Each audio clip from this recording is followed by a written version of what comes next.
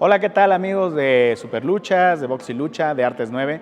Me encuentro en el Museo del Estanquillo Colecciones Carlos Monsiváis. Agradezco a mis amigos de Yunuen Producciones que el día de hoy nos acompañan y me hacen favor de apoyarme en esta entrevista, y estoy aquí con uno de los grandes ídolos de la lucha libre internacional, cinta de oro ante Sin Cara, único y demás. Así es. Pues muy contento de estar contigo platicando un poquito de mi carrera, de mi vida, de lo que me quieras preguntar. Al final del día es algo que me apasiona, ¿no? La lucha libre es lo que quise hacer desde niño, entonces estamos para ello.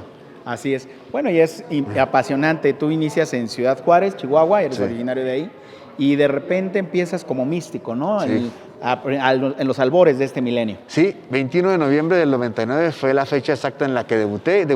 Se llama la Arena Olímpica. Hoy en día la Arena Olímpica se convirtió en una iglesia cristiana, que es muy curioso, ¿no? Pero le pasó a la Arena Toluca también, así es que no te preocupes. Y la Juan Patitlán también. Sí. Entonces a varias arenas se han convertido en iglesias, pero fue una experiencia muy bonita, ¿no? El haber debutado en Ciudad Juárez frente a mi familia, el hecho de portar un nombre, pues un hombre muy espiritual. En aquella época de mi vida yo estaba estudiando teología, estaba muy involucrado en la iglesia, hacíamos viajes misioneros, íbamos a las casas a ayudar a la gente, a orar por la gente, hice luchas en Ciudad Juárez gratis para el público, para que la gente que no tuviera los recursos pudiera disfrutar de mi pasión, que era la lucha libre. Entonces, en aquella época de mi vida, fue una época que disfruté muchísimo, ¿no? Y de ahí se dio la oportunidad de venir a la Ciudad de México para hacer unas fechas para la empresa, para el Consejo Mundial de Lucha Libre. Para la empresa. Y así es, y bueno, en esa ocasión hiciste un tryout en el Consejo, no tuviste tanta suerte, te regresas a Ciudad Juárez, y resulta que por ahí del 2005, 2007,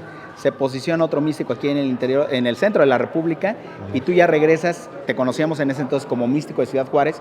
Recuerdo que te vi en la entonces NWA de Blue Demon Jr., en el Juan de la Barrera, ¿no? Regresas, pero afortunadamente la vida es bondadosa, el sol sale para todos, y tú haces tu tryout en Florida Championship Wrestling. Sí, lo hicimos fue en un Monday Night Raw, al principio del evento, temprano, y en un SmackDown que me citaron en diciembre del 2009 en Corpus Christi, Laredo, Texas, para que yo pudiera dar mi oportunidad para la empresa. Pero todo se dio por medio de otro compañero de Expa, que siempre le he agradecido, ¿no? Sean Walkman, que él me dio la oportunidad de poder hacer mi trial. Él escribió a la empresa, les dijo, hay un joven de Ciudad Juárez que es bilingüe, que es muy buen luchador, y me dio ahí, como decimos, me dio para arriba, ¿no? Y de ahí se hizo la prueba en el 2009, y tuve la oportunidad de ser firmado en ese momento, que me dijeron, te vamos a firmar, vete a tu casa, alístate porque necesitamos que te vengas a Florida lo antes posible. Entonces, el 22 de febrero del 2010, yo estaba por primera vez dentro de las filas de FCW. Ahí estuviste en FCW, obviamente haciendo el trayecto que se hacía, ahora lo hacen en NXT, es el territorio de prueba, y debutas ya como único en Raw, en SmackDown, y ahí hasta con Épico Colón, me acuerdo que fuiste campeón de parejas. Sí, fuimos campeones en FCW. Lo curioso era que era el mismo equipo que usé como místico, estaba utilizando como único dentro de la empresa, ¿no? Entonces fue algo que, pues, para que no se perdiera de cierta manera, que la gente me identificara en ese aspecto. Pero obviamente sabemos que cuando llegas a una empresa como WWE, pues ellos te cambian el nombre. No nomás a mí, a los anunciadores. Y a veces hasta les quitan la máscara. Exactamente. ¿No? Que funciona más, porque obviamente ya hemos hablado del tema de la gesticulación, todo esto, que funciona más. Sí, exactamente. En el caso mío, pues la lucha libre ha sido mi pasión, era lo que a mí me identificaba. Entonces hicimos, te digo, nuestra prueba para la empresa. Después, posteriormente, tuvimos la oportunidad de trabajar con Épico, que es sobrino del señor Carlos Colón, y luchábamos como los aviadores. Fuimos 2 veces campeones de FCW. Después nos llamaron al roster principal por circunstancias también muy extrañas, ¿no? Así es. Esa es otra situación. Tú estás en FCW como único. Circunstancialmente, como dices, por ahí del 2010, se da la coyuntura de que la vida es bien chistosa, te vuelve a unir con el otro místico. Sí, exacto. Él, como Sin Cara, él sí llega directo al elenco principal, pero él se lesiona y tú te abrazas, o te dan más bien el personaje, ¿no? ¿Cómo fue esa circunstancia? La primera instancia que yo subí como para el roster principal fue porque no se lastimó, sino salió positivo en alguna sustancia prohibida.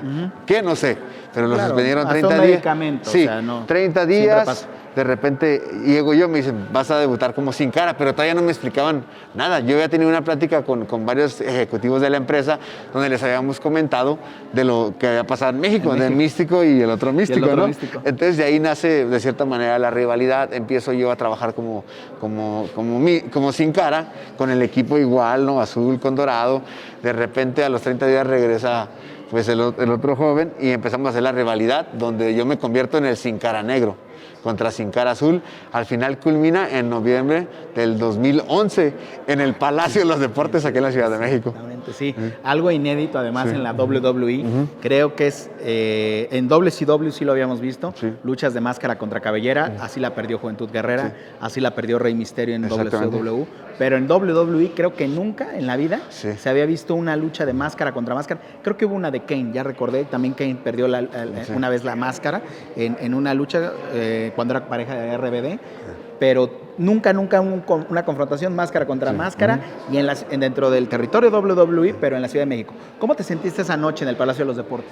Pues eran sentimientos encontrados. Obviamente era muy bonito el hecho de estar en México, siendo que yo no tuve la oportunidad de hacer mi carrera pues en México. Mi carrera la hice más en el norte del país, en Estados Unidos. Cuando regreso nuevamente para acá y ver el Palacio de los Deportes lleno, una lucha tan importante y al final pues tristemente no salí con la victoria.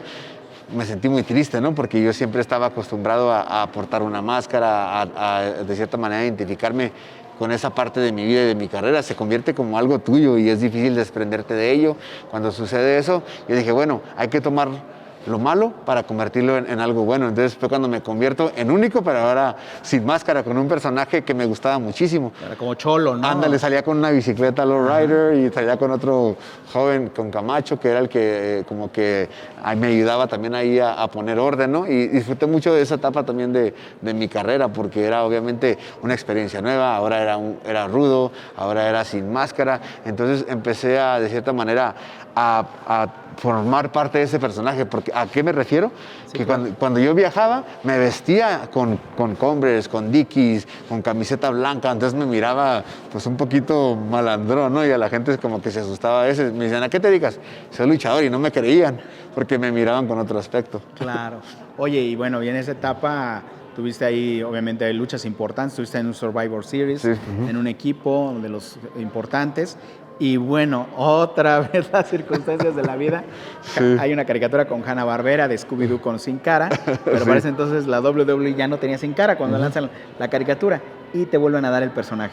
Sí, tuve yo la fortuna de tener una llamada de la empresa diciéndome que si me interesaba quedarme con el personaje. Cuando me llamaron al principio estaba como en shock un poquito, le decía, a ver, espérate, háblame más despacito, ¿de qué estás hablando? Me dice, no, ¿sabes qué? Pues ya a este joven el patrón ya no lo quiere dentro de las filas de la empresa. Él me preguntó que si te interesaba quedarte con el personaje, si no, él lo entendía también sin ningún problema. Y yo le dije, pues, ¿cómo no? Dije, ahora es mi oportunidad de yo lucir, de hacer lo que tanto amo, de estar dentro de las filas de la empresa más grande del mundo.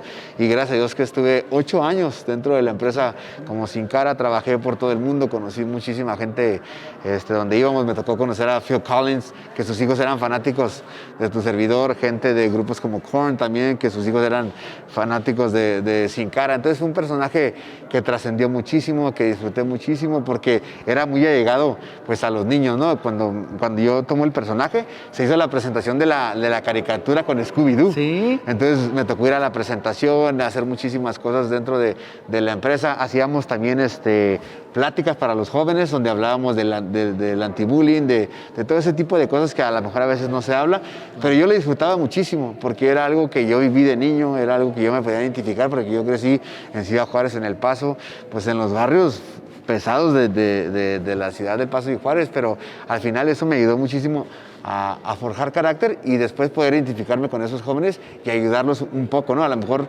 puedes cambiar la vida de alguien y eso es más que suficiente. Y la disciplina, ¿no? Que también es básica. Sí, exactamente.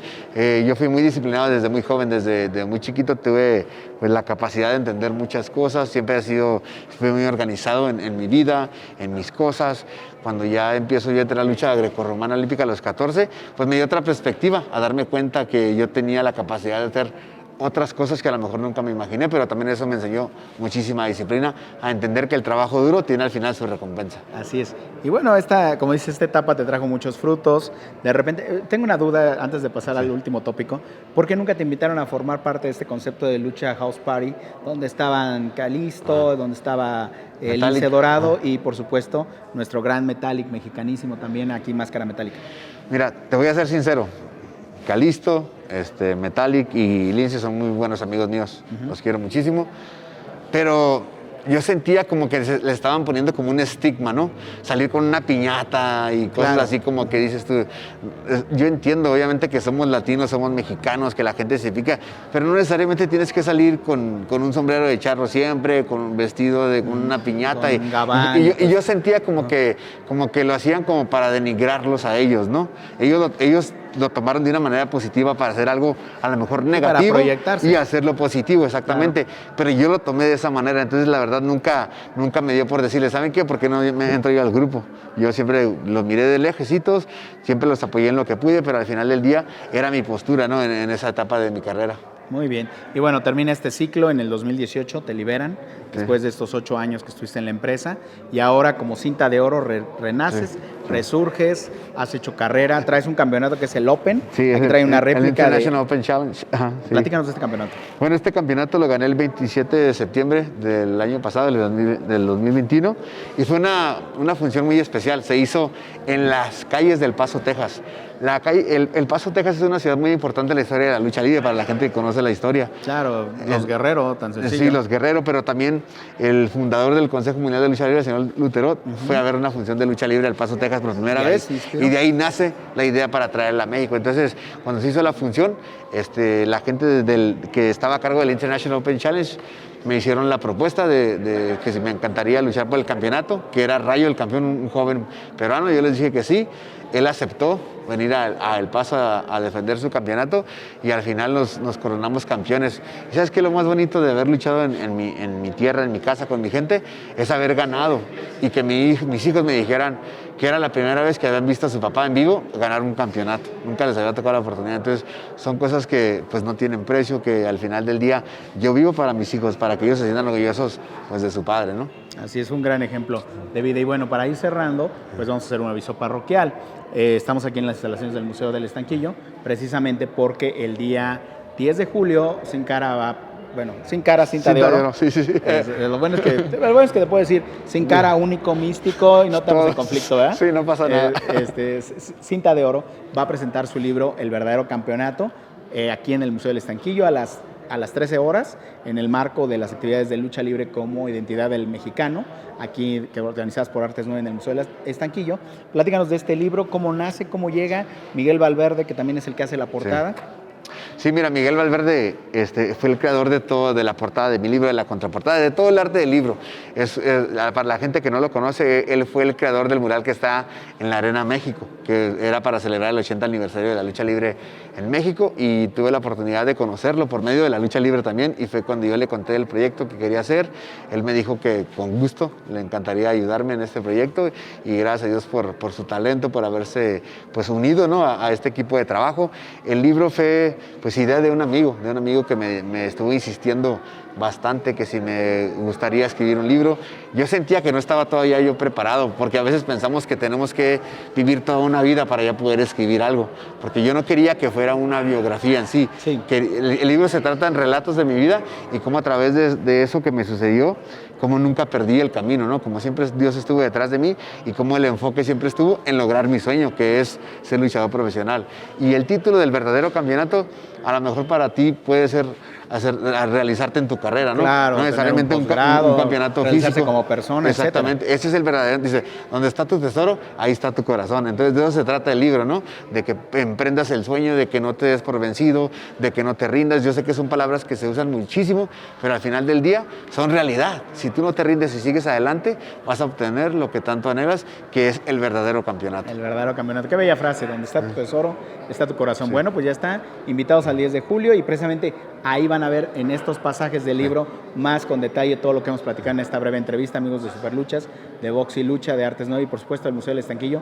Agradecemos a Yunuen Producciones que nos haya prestado su equipo. Soy José Miguel Alba Marquina y como siempre les recuerdo que donde está tu tesoro está tu corazón. No, no es cierto. No se olviden de sonreír. Gracias. Así es.